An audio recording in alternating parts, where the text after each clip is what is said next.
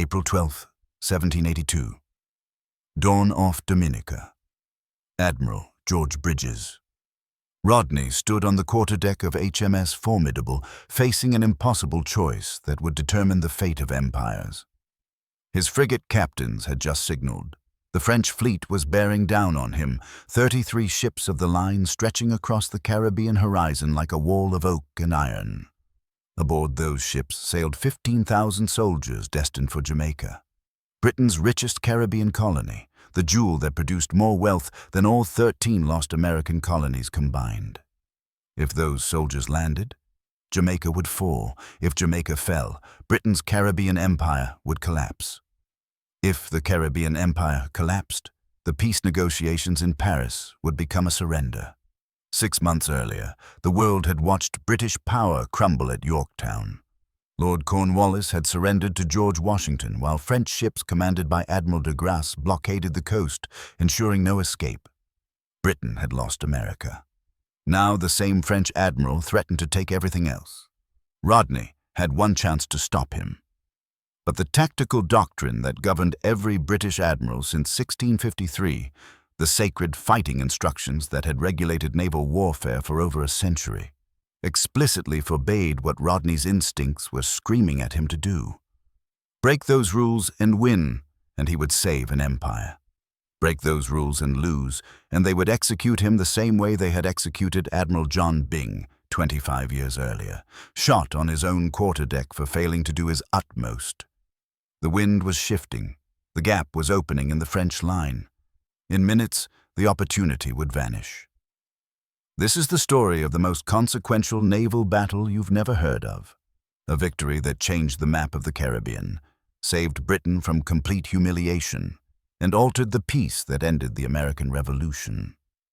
By the end of this story, you'll understand why this matters more than most battles that made it into the history books, and why the greatest naval engagement between Yorktown and Trafalgar has been somehow forgotten by everyone except naval historians who still study what happened in those violent hours off the Ile de Sainte. But we can't just jump straight to that climactic moment. Without understanding the context, the Battle of the Saintes is just another forgotten sea fight between ships with unfamiliar names. To grasp why this mattered so desperately, we need to go back 3 years to 1779, when Britain's position had become catastrophic. The statistics tell the story with brutal clarity.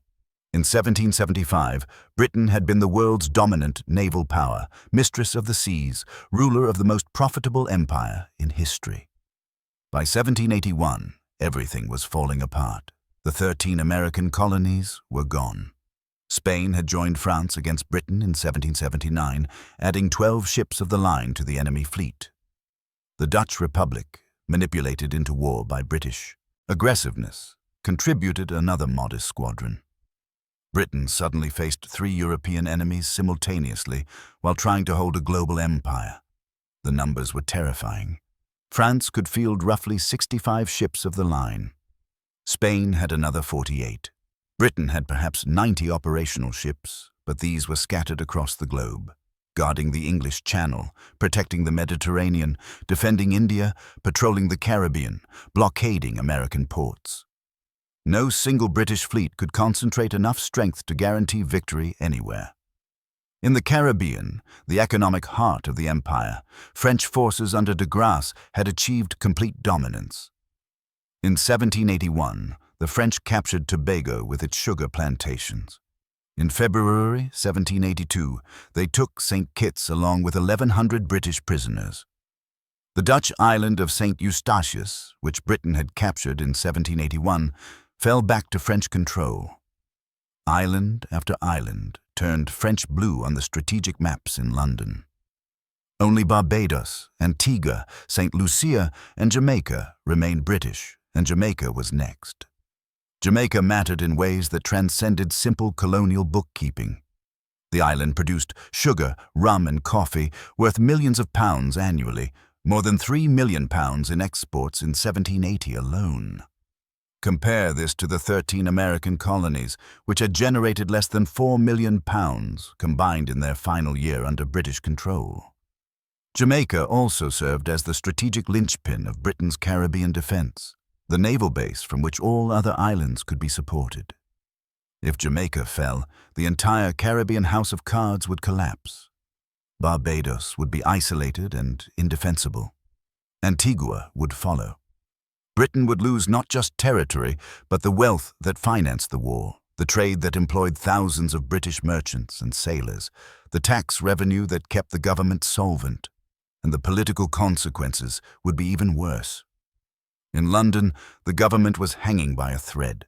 Lord North's ministry had fallen in March 1782 after 12 years in power, brought down by the disaster at Yorktown. The new Rockingham government was filled with men who had opposed the war, who wanted peace with America, who believed continuing the fight was pointless. If France delivered another catastrophic blow, if Jamaica fell, the pressure for a surrender peace would become irresistible. The peace negotiations that had begun in Paris in early 1782 would turn into a rout.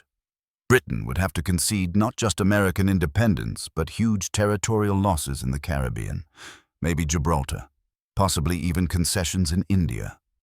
The empire that had dominated the 18th century would be reduced to a second-rate power, dependent on French goodwill, vulnerable to every ambitious enemy. Compare the situation to a house with the foundation crumbling. The American colonies were the front porch, already collapsed. The Caribbean was the main structure. If it went, the whole edifice would follow. This wasn't theoretical. French and Spanish planners had been designing the Jamaica invasion for months. The Spanish would contribute 12 ships of the line based at Cap Français in modern-day Haiti. The French were assembling 15,000 troops. Combined with de Grasse's naval force, the invasion would be overwhelming. British defenders on Jamaica numbered perhaps 8,000 soldiers and militia, scattered across a mountainous island with hundreds of miles of coastline. Once the French landed, resistance would be brief. And that's exactly what terrified everyone in London who understood the strategic picture. If Rodney failed, if de Grasse reached Jamaica with his fleet and his army, the war was over, and Britain had lost everything. There was one man who thought differently about the catastrophe unfolding in the Caribbean. His name was George Bridges Rodney. He was 63 years old, and he was about to attempt something that would either save his nation or end with his execution. Rodney's path to that April morning had been anything but straightforward. He came from minor gentry. His father, Henry Rodney, had been an army captain with limited means. The family was distantly connected to the Duke of Chandos, one of Britain's richest men, and young George leveraged that connection ruthlessly. He entered the Navy in July 1732 at age 14, a King's Letter boy, one of the last admitted under that patronage system, and spent the next decade learning his trade in the unforgiving school of wooden ships and iron discipline. The boy became a man during the War of Austrian Succession. In October 1747, commanding the 60-gun HMS Eagle, Lieutenant Rodney participated in Admiral Edward Hawke's victory off Ushant, where British gunnery shredded a French convoy. Rodney was cited for gallantry. More importantly, he learned that aggressive action produced results. Timid adherence to doctrine produced nothing but indecisive long-range cannonades. Promotion came steadily, captain in 1742, rear admiral in 1759. During the 7 Years' War, Rodney destroyed a French invasion flotilla at Le Havre in 1759, saving Britain from a cross-channel attack. In 1762, he captured Martinique, France's richest Caribbean colony, in a campaign that combined naval blockade with army cooperation. He had proven himself a fighting admiral who delivered victories, but Rodney had a fatal flaw. He was addicted to money he didn't have. He gambled. He lived beyond his means. He bought an estate at Old Alresford in Hampshire that he couldn't afford. He ran for Parliament repeatedly, spending enormous sums on elections in an era when buying votes was standard practice. He married first Jane Compton, sister of an earl, producing 3 children before her death in 1757. He married again to Henrietta Clive and continued spending money he didn't possess on maintaining the lifestyle of an aristocrat. By 1774, commanding the Jamaica station, Rodney was drowning in debt. Election expenses had shattered his finances. Back pay from the Navy remained unpaid. His creditors were circling. When he returned to England, the situation became desperate. Rather than face debtor's prison, the fate of many aristocrats who couldn't pay, Rodney fled to France in early 1775. Paris, the enemy capital. A British admiral reduced to hiding from his creditors in the country he had spent decades fighting. For 3 years, Rodney lived in genteel exile, his debts mounting, his reputation corroding, his family suffering in England without him. He wrote desperate letters seeking appointments, positions, anything that might produce income. Nothing came. Then the American War transformed everything. By 1778, France had openly joined the American cause. Britain was fighting for survival. The government needed admirals who could fight and win, and Rodney, whatever his personal failings, was a proven battle commander. In a gesture that would become legendary, Marshal Biron, a French aristocrat who had befriended Rodney in Paris, advanced him the money to pay his most pressing debts and return to England. One of France's senior military leaders personally financed an enemy admiral's escape from Paris so he could fight against France. It was the kind of aristocratic honor that the 18th century produced occasionally, transcending nationalism in the name of personal nobility. Rodney arrived in London in May 1778. He immediately lobbied for command.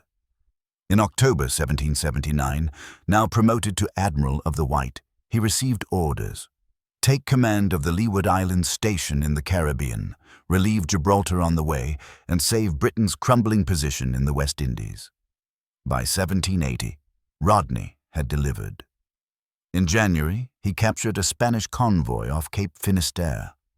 On January the 16th, in the Moonlight Battle off Cape St. Vincent, he defeated Spanish Admiral Don Juan de Langara, taking or destroying 7 ships in a night action. He relieved Gibraltar, delivering critical supplies to the besieged garrison. He brought international fame back to a British Navy that had been suffering defeat after defeat. Then he reached the Caribbean and found chaos.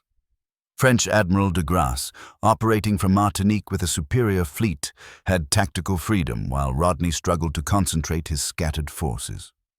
On April 17, 1780, Rodney fought an indecisive action against Admiral de Guichen off Martinique. Indecisive because several of his captains failed to understand his signals and didn't properly engage. Rodney came away frustrated, convinced that the rigid fighting instructions were hobbling British effectiveness. In January 1781, Rodney and General John Vaughan captured the Dutch island of St. Eustatius, a major smuggling center that had been funneling supplies to American rebels. Then Rodney made a catastrophic mistake. He stayed there for months, auctioning, captured goods, securing prize money, enriching himself while de Grasse sailed north to Chesapeake Bay and trapped Cornwallis at Yorktown. The criticism was savage. Hood, Rodney's subordinate, wrote blistering letters suggesting Rodney had put profit before duty. Parliament investigated. Rodney returned to London in 1781 to defend himself, spending months fighting accusations while his fleet remained in the Caribbean under Hood's command. He faced potential court-martial. Some members of Parliament openly discussed whether he should face Admiral Byng's fate, execution for cowardice or incompetence. By February 1782, Rodney had concluded that his reputation, his career, his family's future, and quite possibly his life required one thing: a decisive victory over de Grasse. He sailed from England with 12 fresh ships of the line, racing back to the Caribbean to resume command. He reached St. Lucia in March, joining Hood's 24 ships, giving him a total of 36 ships of the line, a slight numerical advantage over the French. The stage was set. Rodney was desperate. De Grasse was confident. Jamaica hung in the balance. And the tactical innovation that Rodney had been contemplating for years, breaking the rigid line of battle, was about to be tested in combat with the Empire's survival at stake. By April 1782, the obstacles facing Rodney stacked like a ladder of impossibility, each rung higher than the last. First, the purely naval challenge. De Grasse commanded not just a powerful fleet, but the most modern one in the Caribbean. His ships had copper-sheathed hulls, sheets of copper nailed to the wooden bottom below the waterline, preventing barnacles and weed from slowing the vessels. British ships largely lacked this advantage. In any stern chase, the French could simply outsail the British and escape. De Grasse's flagship, Ville de Paris, was one of the most powerful warships afloat. 104 guns, towering masts, a crew of over 1,000 men. She outgunned Rodney's Formidable by 16 cannon. The French fleet also included several 80-gun ships and numerous 74s. In a traditional line-of-battle engagement, ships sailing parallel, exchanging broadsides, the French would have equal or superior firepower. Second, the strategic situation. De Grasse wasn't trying to fight Rodney. He was trying to avoid him. The French mission was simple: escort the convoy and troop transports to Cap Français, rendezvous with the Spanish fleet, then fall upon Jamaica with overwhelming force. If De Grasse could evade battle until the rendezvous was complete, he won. Rodney had to force a decisive engagement before that happened. Third, the fighting instructions. Most commanders thought breaking from the line was impossible, not tactically, but professionally. The instructions, attributed to General at Sea Robert Blake in the 1650s, had codified naval warfare around the line of battle. Ships formed in single file, sailing parallel to the enemy fleet, each vessel engaging its opposite number. The system prevented the chaos of earlier centuries when naval battles had been confused melees. It imposed order. It prevented friendly fire. It ensured commanders maintained control, but it also prevented concentration of fire and limited tactical flexibility. In the 7 major fleet actions of the American War so far, not one had produced a decisive result. Ships pounded each other at long range, casualties mounted, and both fleets sailed away battered but intact. Admiral Byng's execution in 1757 had created a culture of caution. Better to fight by the book and survive than innovate and face the firing squad. Rodney had been thinking about this problem for years. As early as 1780, he had tried unsuccessfully to break de Guichen's line off Martinique, but his signals had been misunderstood. He possessed a manuscript copy of an essay on naval tactics by John Clerk, a Scottish merchant who had no naval experience but brilliant theoretical insight into concentration of force. Clerk argued that breaking the enemy line at a weak point, then focusing multiple ships on isolated enemy vessels, would produce decisive results. The theory was elegant. The practice was terrifying. Breaking the line meant sailing directly toward enemy ships, taking fire from multiple directions without being able to return effective broadsides. It meant creating gaps in your own formation. It meant trusting your captains to follow without explicit signals, because the fighting instructions contained no signals for what Rodney was contemplating. He was risking his reputation, his career, everything. Fourth, the political pressure. Rodney knew that officials in London had already decided to replace him. Admiral Hugh Piggott had been appointed to take command, though Piggott hadn't yet arrived in Jamaica. Rodney was essentially fighting on borrowed time.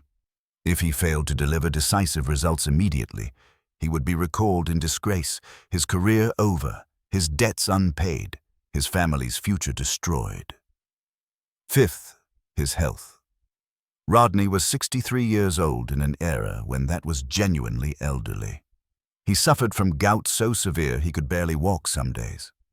He spent hours in his cabin in agony, issuing orders while propped up on cushions. His subordinate Hood, 30 years younger, was healthier, more energetic, and openly positioning himself as Rodney's replacement. Sixth, the human stakes. Every ship carried hundreds of men. HMS Formidable alone had a crew of 750. Multiply that across 36 ships, and Rodney was responsible for more than 20,000 British sailors. Men who had families, who had lives beyond the service, who trusted that their admiral would use them wisely. A battle would kill hundreds of them, possibly thousands. The weight of that responsibility pressed on any commander with a conscience. Most commanders thought forcing a decisive action under these conditions was impossible. The smart play was to shadow de Grasse, hope for an opportunity, perhaps catch a few stragglers, don't risk everything on a single throw of the dice. But Rodney wasn't most commanders. He had concluded that timidity produced nothing but more defeats. He had studied the problem, he had the tactical insight. He had ships equipped with carronades, short-range heavy guns that could smash wooden hulls at close quarters. And most critically, he had the desperation of a man with nothing left to lose and everything to prove. His audacious plan broke every rule of conventional naval warfare. If the opportunity presented itself, he would sail directly through the French line, cutting it into sections, then concentrate his ships on isolated enemy vessels in a devastating melee. It was an enormous gamble. But given the stakes, the alternatives, and his situation, Rodney had decided it was the only gamble worth taking. By April 8, 1782, when his scouts reported that de Grasse had departed Martinique with his fleet and convoy, Rodney was ready. He ordered the British fleet to sea immediately, beginning the pursuit that would end 4 days later in violence and decision. The hunt began at dawn on April 8 when Captain George Anson Byron of the frigate HMS Andromache sent word racing to Rodney aboard Formidable. The French fleet had left Fort Royal, Martinique, heading north with a massive convoy. Rodney's response was immediate. By mid-morning, the British fleet, 36 ships of the line plus frigates and smaller vessels, was beating out of Gros-Islet Bay, St. Lucia, in pursuit. The wind was moderate from the east, perfect for a chase northward through the channel between Martinique and Dominica. For the next 2 days, April 8th and 9th, the British pressed after the French through the maze of Caribbean islands. The distances were deceptive. Martinique to Guadeloupe was only about 60 miles, but with variable winds, treacherous currents, and the need to maintain fleet formation, even short distances became marathons. On the morning of April 9th, the British copper-sheathed vanguard under Rear Admiral Samuel Hood caught up with the French rear near Dominica. What followed was a frustrating skirmish that revealed both the challenge Rodney faced and de Grasse's skill. The French commander had split his convoy, sending the most valuable transports north toward Guadeloupe under light escort, while his battle fleet formed line to protect them. But the wind died near Dominica, leaving Hood's leading ships, HMS Barfleur, Prince William, Montague, becalmed under the island's shadow, while de Grasse's fleet, catching better wind, swept down on them from windward. For nearly 2 hours, roughly 9:30 to 11:30, Hood's isolated division endured long-range bombardment from superior French numbers. De Grasse demonstrated exactly why he was considered one of France's best admirals. He kept his ships at maximum range, beyond the reach of the deadly British carronades, methodically pounding Hood's squadron with traditional long guns while circling back repeatedly to maintain fire. Hood could do little but fight back and wait for help. When wind finally reached Rodney's center around 11:30, HMS Formidable, supported by HMS Namur and HMS Duke, pushed north to support Hood. The French, seeing British reinforcements arriving, broke off the engagement. By 6 in the evening, as tropical darkness fell, the day's fighting ended indecisively. British casualties, approximately 150 killed or wounded. French casualties, similar with one notable exception. A gun explosion on the French Caton killed 80 men and forced her to retreat to Guadeloupe. Tactically, de Grasse had achieved his objective. He had protected the convoy while avoiding decisive action, but he had also failed to seize a golden opportunity. With Hood isolated and outnumbered, de Grasse could have concentrated his entire fleet on those few British ships, potentially overwhelming them before Rodney arrived. Instead, he had been cautious, and Hood had survived.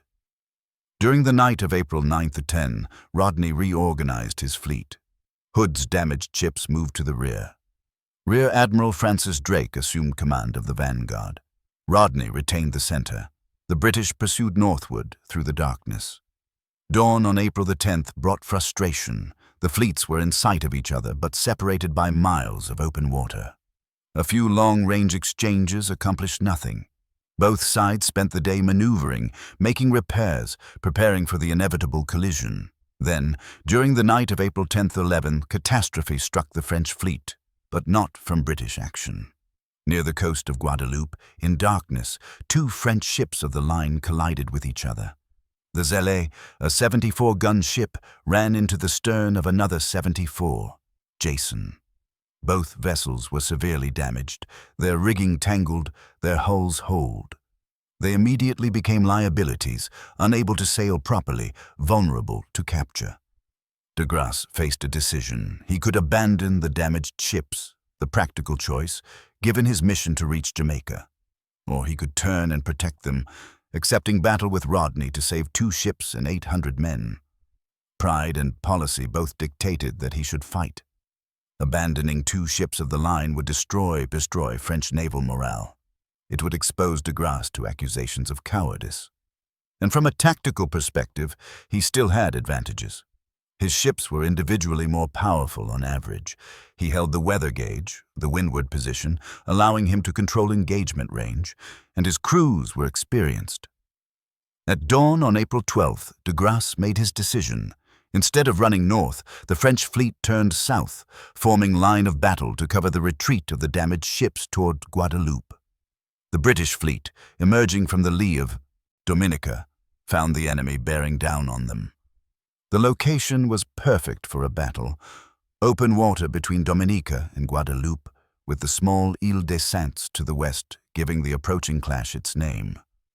The weather was ideal, bright sun, moderate wind from the east-southeast, gentle swell. Visibility was excellent.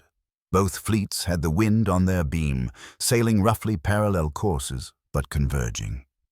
36 British ships, 33 French ships, approximately 50,000 men aboard the combined fleets.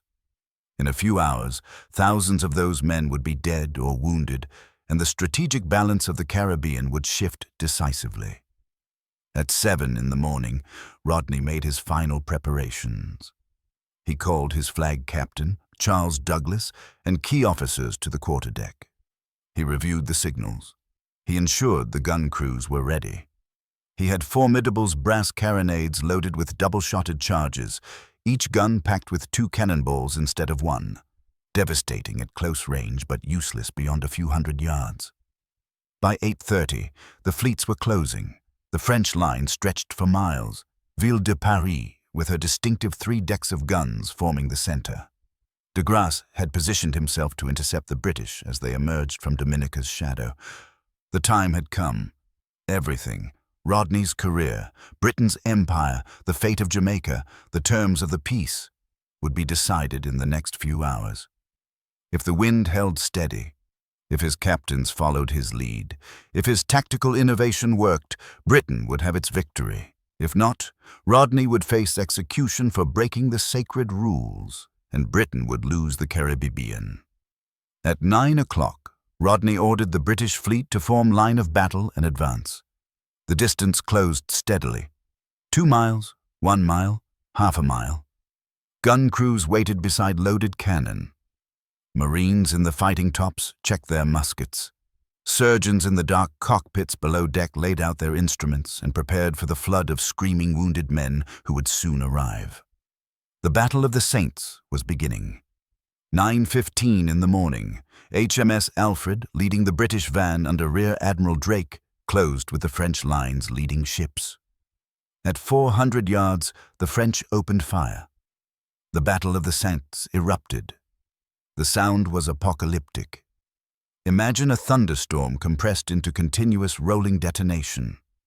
Each ship mounted dozens of cannon, and each gun produced a flash of flame, a gout of smoke, and a concussion that shook the deck. Multiply that by 69 ships firing repeatedly, and the noise became something beyond human description, a physical force that pressed against the chest, that made thinking difficult, that reduced the world to smoke and flame and screaming iron. Captain William Bain, commanding Alfred, stood on his quarterdeck directing the ship's response. He watched the enemy ships emerging from their own gun smoke, saw the orange flashes as their broadsides erupted, felt the impacts shudder through Alfred's hull as French shots struck home. Then, in an instant of terrible randomness, a French chain shot, 2 cannonballs connected by a chain designed to smash rigging, hit Captain Bain in the chest.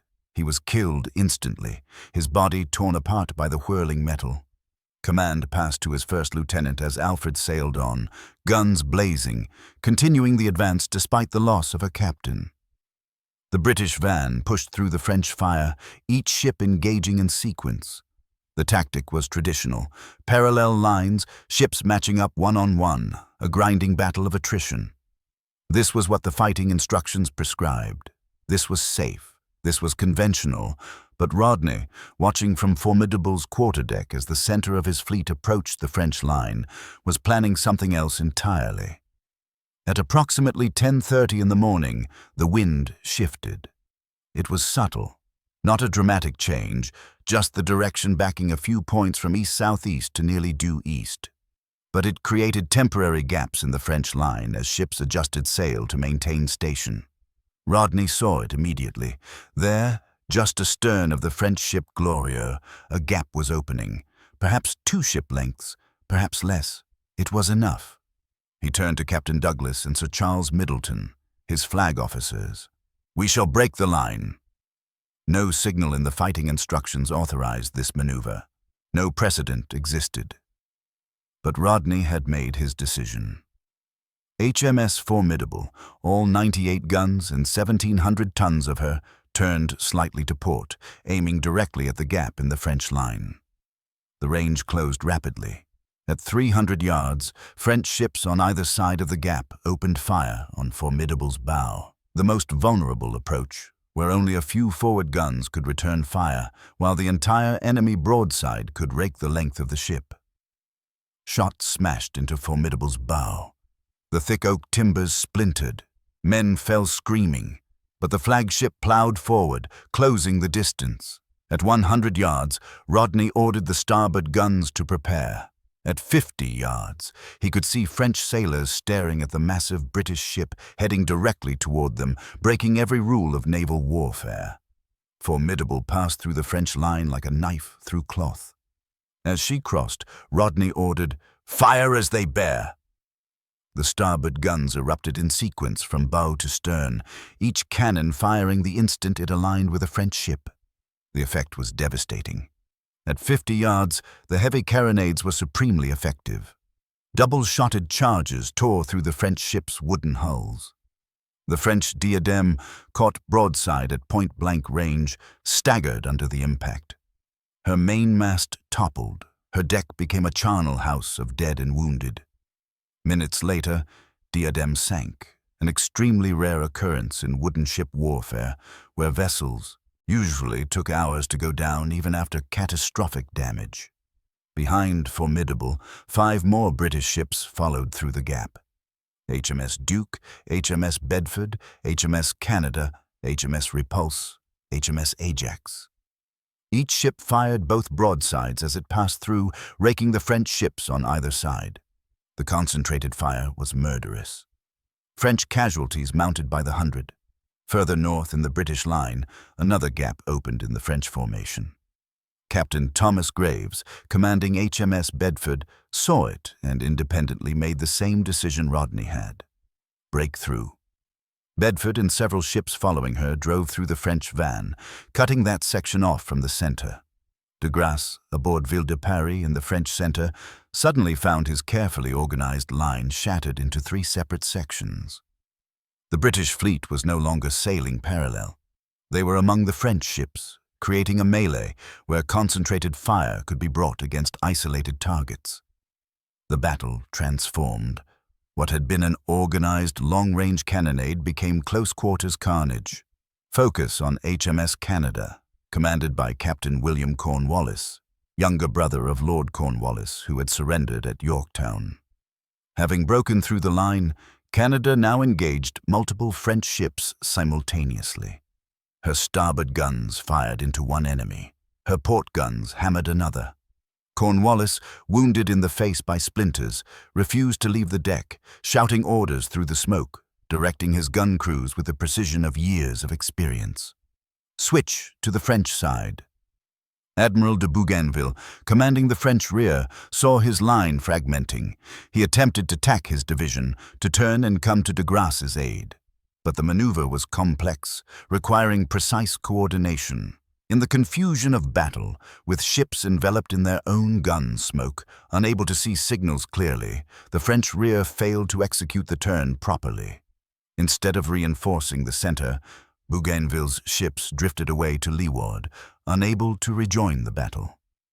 Center on Ville de Paris. De Grasse's flagship, the most powerful ship in either fleet, now found herself ringed by British vessels. HMS Barfleur, Vice Admiral Hood's flagship, closed from one side, HMS Canada from another, HMS Duke from a third. The British ships deliberately positioned themselves to concentrate fire on the French flagship. The gunnery was relentless. Ville de Paris returned fire with all 104 guns, her crews working with desperate courage. But the mathematics were against her. 4 British ships, each with 74 to 98 guns, all firing into one target. The French flagship absorbed punishment that would have destroyed a lesser vessel. Her rigging was shot away. Her masts toppled one by one. Her hull was holed repeatedly. Dead and wounded men piled on her decks. Zoom out. Across the battle area, isolated French ships faced multiple British opponents. The French Hector, a 74-gun ship, was beset by 5 British vessels. Her captain, Claude Eugène Chauchois de la Vicomte, fought until 3 pumps worked by every available man, could no longer keep ahead of the water pouring through shot holes in the hull. Mortally wounded, he ordered his officers to strike the colors before he died. Zoom in tight on individual gun decks. The heat was suffocating. Gun crews, stripped to the waist and blackened with powder smoke, worked their cannon in a choreographed dance of death. Swab the bore. Load the charge, ram home the shot, run out the gun, aim, fire. The recoil threw the multi-ton cannon backward.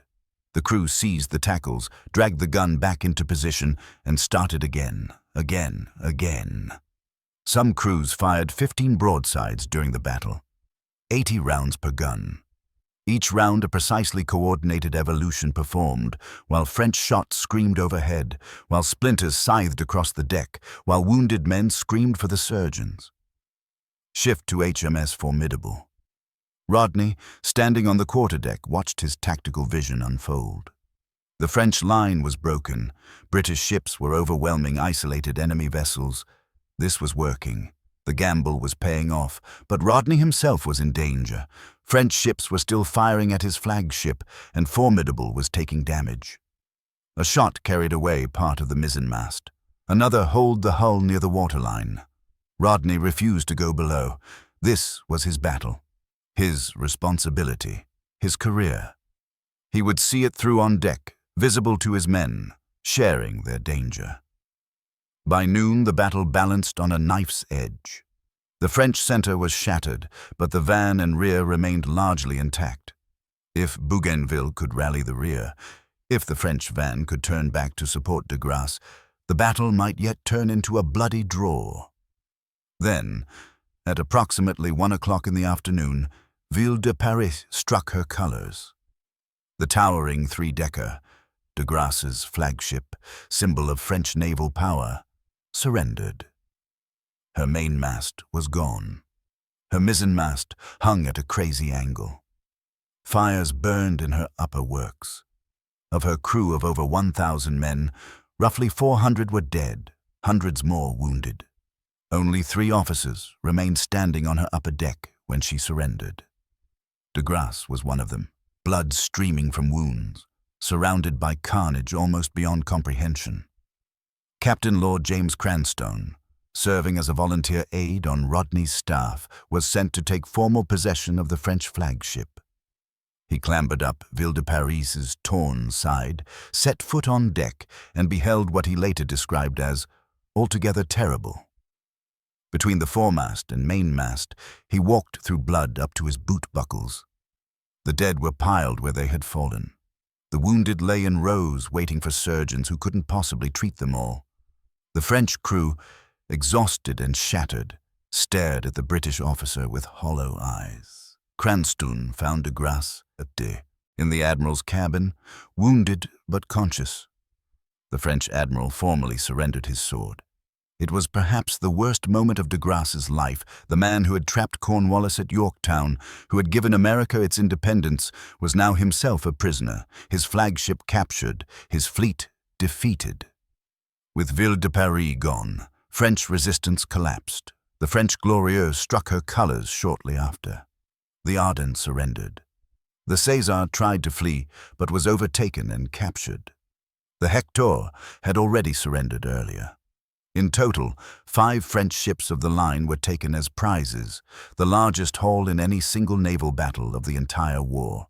The rest of the French fleet fled in disorder. De Bougainville led the rear to safety. The van, cut off early in the battle, retreated north toward Guadeloupe. What had been a mighty fleet of 33 ships was now a scattered collection of survivors, many damaged, all demoralized. Rodney, watching the French retreat, could have ordered pursuit. A more aggressive commander, Nelson 23 years later at Trafalgar, would have chased the fleeing enemy, potentially destroying even more ships. But Rodney was cautious by nature, and his own fleet was battered. Ships needed repairs, men needed rest, the prizes needed to be secured. As the sun set on April 12, 1782, HMS Formidable brought an armchair up to the quarterdeck for the exhausted 63-year-old admiral. Rodney sat in the Caribbean twilight, watching his colossal prize Ville de Paris wallowing nearby, and expressed what historian Barbara Tuchman later described as murmurs of self-appreciation of his success. He had won. He had broken the French line. He had captured 5 ships and a French admiral. He had saved Jamaica. He had restored British naval supremacy in the Caribbean. And he had done it by violating the fighting instructions, by breaking every rule, by risking everything on tactical innovation. The question that would haunt naval historians for generations was whether he had known what he was doing, whether the line breaking was intentional tactical genius or fortunate accident prompted by the wind shift. Rodney himself was vague in his reports, claiming credit but providing few details. Some of his subordinates suggested the wind had done it, not Rodney. Others insisted it was deliberate. The truth probably lies in between. Rodney had been thinking about breaking the line for years. He had the manuscript of Clerk's tactical essay. He had tried it unsuccessfully before, and when the moment came, when the wind shifted and the gap opened, he seized the opportunity he had been waiting for. Whether planned or opportunistic, the result was the same. The most significant British naval victory since Quiberon Bay in 1759. The butcher's bill arrived as the guns fell silent. British casualties, approximately 240 killed, about 760 wounded. Roughly 1,000 men out of a fleet of 20,000. The percentages were small, but each number represented a person, a father, a son, a brother, someone who would never see home again, or would return maimed. French casualties were catastrophic. At least 4,000 men killed, wounded, or taken prisoner. The number is imprecise because many records were lost when ships were captured, and the French had every incentive to underreport the scale of their defeat. But the carnage aboard Ville de Paris alone, 400 dead, hundreds wounded out of a crew of 1,000, suggested losses far beyond what 18th century navies typically suffered. Compare these numbers to land battles of the era. Yorktown, which ended British resistance in America, cost the British about 650 casualties total. The Saints, in a few hours, inflicted similar destruction on the French Navy. Rodney treated his prisoners with the formal courtesy the 18th century demanded. He personally received de Grasse on Formidable's quarterdeck. The two admirals, enemies on the water, met as aristocratic equals. De Grasse, wounded and exhausted, offered his sword. Rodney, in a gesture of respect, declined to take it, telling de Grasse to keep his weapon as a mark of his courage. The French officers were given comfortable quarters. The common sailors went to the prison hulks, as was standard practice. Rodney never gloated over the defeated French. His dispatches emphasized the bravery of both sides, noting that French sailors had fought with courage equal to British crews. This wasn't just politeness. Rodney understood that acknowledging enemy courage enhanced rather than diminished British victory. Anyone can beat cowards. Defeating brave men meant something. The 5 captured ships represented enormous prizes.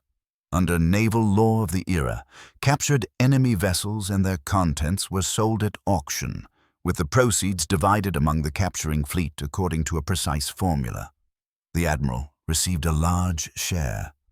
Captains and officers received substantial sums. Even ordinary seamen would receive prize money, though much less than their commanders. For Rodney, perpetually debt, the prize money meant financial salvation. He would receive roughly £15,000, an enormous sum, equivalent to perhaps £2 million in modern purchasing power. His debts could be paid. His family could be provided for. The pressure that had driven him to exile in France would be lifted. But the strategic consequences mattered more than personal finances. The French plan to invade Jamaica was shattered. Without de Grasse's fleet, the Spanish ships at Cap Français were useless. 15,000 French soldiers sat in ports waiting for naval support that would never arrive. The threat to Britain's Caribbean empire had been eliminated at a stroke. Rodney sailed for Jamaica with his fleet and his prizes. The reception was ecstatic. British colonists who had been preparing for French invasion, celebrating instead. Church bells rang. Crowds cheered. The Assembly in Jamaica would later commission a massive statue of Rodney, the Rodney Memorial in Spanish Town, a neoclassical monument where the admiral stands in Roman toga, cannons from Ville de Paris at the statue's base. But even in victory, tragedy stalked the fleet. In September 1782, just 5 months after the battle, a massive hurricane struck the Caribbean. All 5 captured French ships were sunk or driven ashore and destroyed. Ville de Paris, that magnificent prize, went down with hundreds of British sailors aboard her, taking Rodney's triumph to the bottom of the Caribbean. The captain, commanding Glorieux, went mad from exposure after the wreck and died shortly after. Only the prisoners who had already been transferred to shore survived. Despite this disaster, the strategic victory remained. Jamaica was safe. French naval power in the Caribbean was broken, and news of Rodney's victory was already crossing the Atlantic, heading for the peace negotiations in Paris, where it would have profound effects. But the true significance of the Battle of the Saints went beyond immediate celebrations and prize money. The victory rippled outward in ways that shaped the final peace and the balance of power for decades. First, the immediate tactical impact. French naval operations in the Caribbean effectively ended. De Grasse was a prisoner. 5 ships of the line were captured, though later lost in the hurricane. Many other French ships were damaged. French crews were demoralized. The psychological impact of losing the admiral who had delivered victory at Yorktown, losing him in a battle that demonstrated British tactical superiority, shattered French confidence. Compare the situation to a poker game where one player has been consistently winning. Suddenly they lose catastrophically, their stack reduced, their confidence shaken. The Saints was that moment for French naval power. Second, the strategic theater in the Caribbean was transformed. With French naval supremacy broken, Britain retained control of Jamaica, Barbados, Antigua, and St. Lucia. The Sugar Islands, the economic heart of the empire, remained British. This meant Britain retained the wealth that had financed the war. millions of pounds in annual trade that supported the Navy, the Army, the government. French and Spanish territorial gains in the Caribbean, Tobago, St. Kitts, St. Eustatius, suddenly looked vulnerable. If Britain chose to continue the war, these islands could be recaptured. The momentum had swung decisively. Third, the impact on peace negotiations in Paris was enormous. When news of the Santas reached Europe in June 1782, the diplomatic landscape transformed. British negotiators, who had been operating from a position of weakness after Yorktown, suddenly had leverage. The Treaty of Paris, signed September 3, 1783, reflected this shift. Yes, Britain recognized American independence. That was inevitable after Yorktown. But the terms for territorial exchanges in the Caribbean were far more favorable to Britain than they would have been without Rodney's victory. Britain retained most of its Caribbean colonies. France received back some islands, but gained little compared to what their war effort had cost. Spain received Minorca and Florida, but failed to recover Gibraltar or Jamaica. Compare what might have happened if Jamaica had fallen. French and Spanish negotiators would have demanded massive concessions. Britain might have lost Gibraltar. The Mediterranean fleet base might have been surrendered. India might have faced additional French pressure. Instead, Britain negotiated from strength, preserving the core of its empire. Fourth, the battle demonstrated that tactical innovation could break the stalemate that had characterized 18th-century naval warfare. For decades, battles between roughly equal fleets had produced indecisive results, long-range cannonades that left both sides damaged but intact. The Saints showed that breaking the line, concentrating fire, seeking decisive action, could work. This lesson would be studied by every naval officer for the next generation. John Clerk's essay on naval tactics was finally published in 1790, with explicit references to how Rodney had validated Clerk's theories. Future British admirals, including Horatio Nelson, would study the Saints and draw conclusions about aggressive tactics and decisive action. Nelson's famous signal at Trafalgar, "England expects that every man will do his duty," was preceded by his plan to break the Franco-Spanish line in 2 places, explicitly following Rodney's example. Fifth, the battle secured Rodney's reputation despite his flaws. The admiral who had fled to France in debt, who had been accused of putting prize money before duty, who had faced potential court-martial, was now a national hero. He returned to England in triumph. King George III received him personally. Parliament created him Baron Rodney with a pension of £2,000 per year in perpetuity. Gainsborough and Reynolds painted his portrait. He had achieved what every officer sought: fame, financial security, royal favor. Sixth, the victory helped stabilize British politics at a critical moment. The Rockingham government that had come to power in March 1782 had been committed to peace, but Rodney's victory gave them political cover to negotiate from strength rather than weakness. When Rockingham died in July 1782, just weeks after news of the Saints arrived, the succession went smoothly to Shelburne, who continued the peace negotiations, but from a much stronger position than would have existed without the Caribbean victory. Seventh, the battle influenced British naval policy for the next 2 decades. The Admiralty became more willing to trust admirals who took initiative and violated doctrine when circumstances demanded it. The fighting instructions remained officially in force, but their rigid interpretation was relaxed. Commanders who delivered decisive victories, even through unorthodox methods, were rewarded rather than punished. This shift in culture helped create the aggressive British naval tradition that would dominate the Napoleonic Wars. Eighth, the human cost reverberated through families across Britain and France.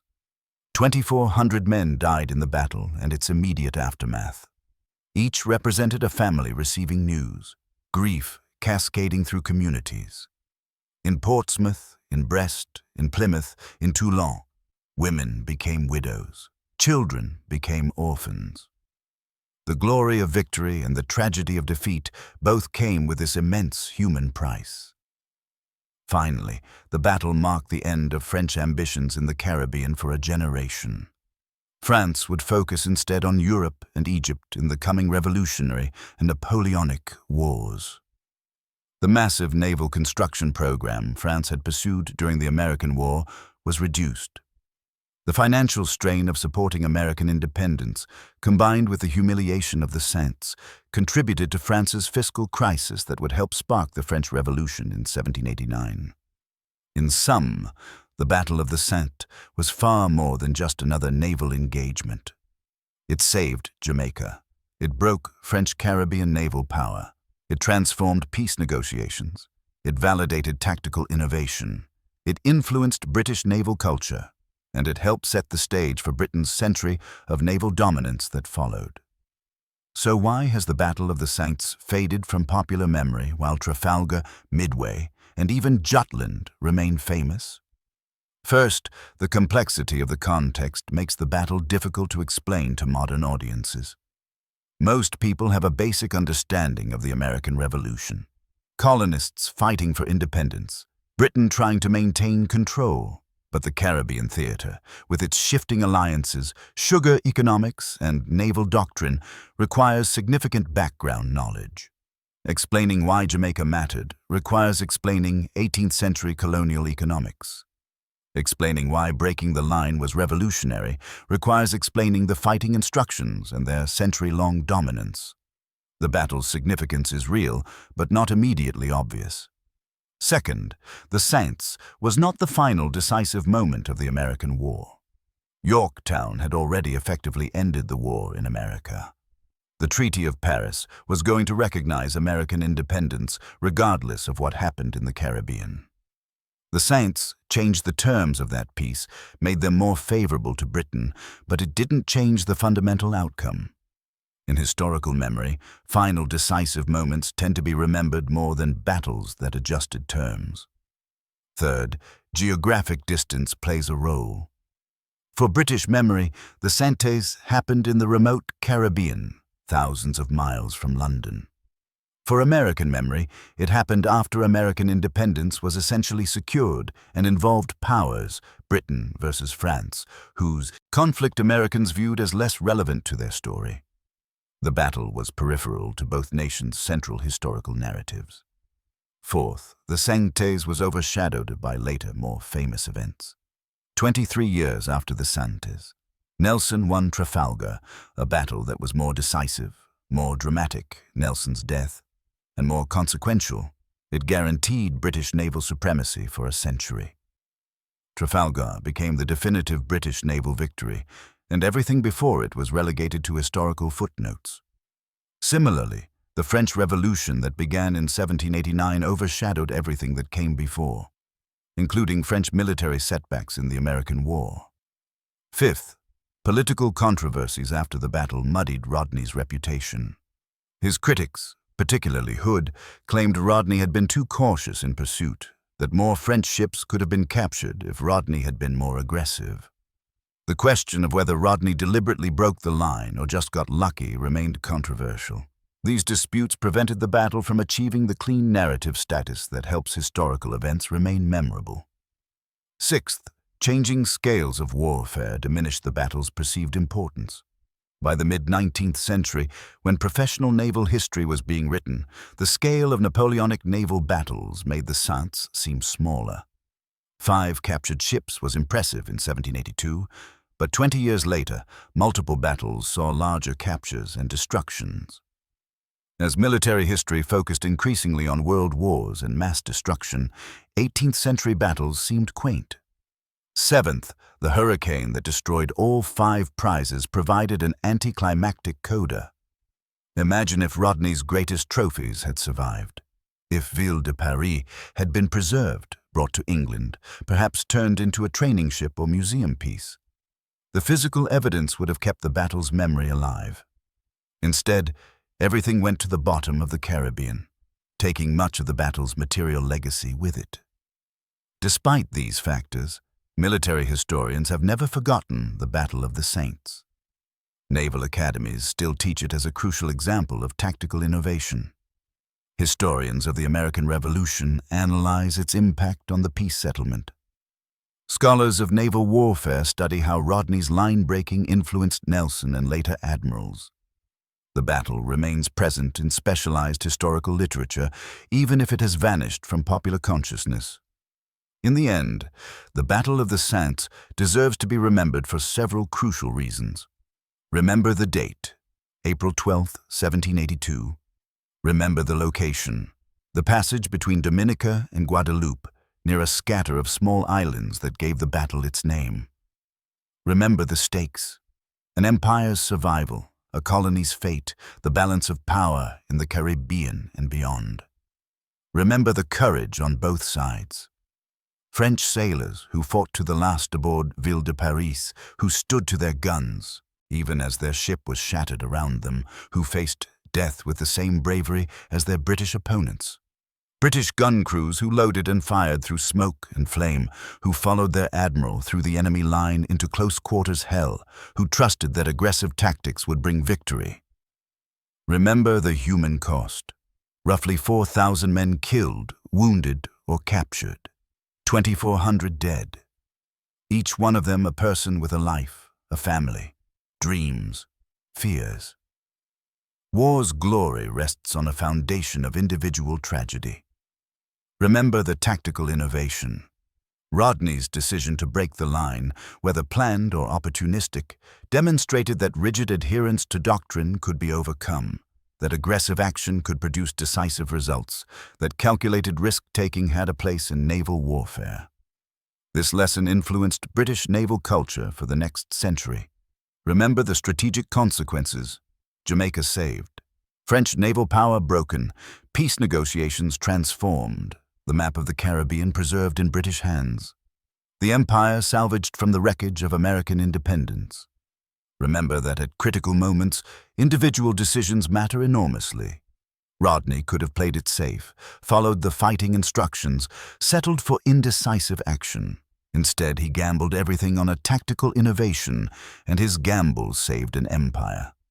This isn't to glorify war or to suggest that individual leaders determine all historical outcomes. The structural factors, the economic forces, the social currents all matter too. But within those constraints, individual choices at crisis points can swing outcomes dramatically. The Battle of the Saintes reminds us that history is full of crucial events that shaped our world but have been forgotten. The maps we inherit, the balances of power we take for granted, the trajectories of nations, all rest partly on battles like this one, fought by men whose names we no longer know, in places most people couldn't find on a map. On April 12, 1782, 63-year-old Admiral George Bridges Rodney, in debt, in pain, desperate to salvage his reputation, made a decision that broke the rules and changed history. 5 French ships struck their colors. De Grasse surrendered. Jamaica was saved. And Britain's century of naval supremacy began not at Trafalgar but in those violent hours off the Ile des Saintes. This is our history, and it's worth remembering.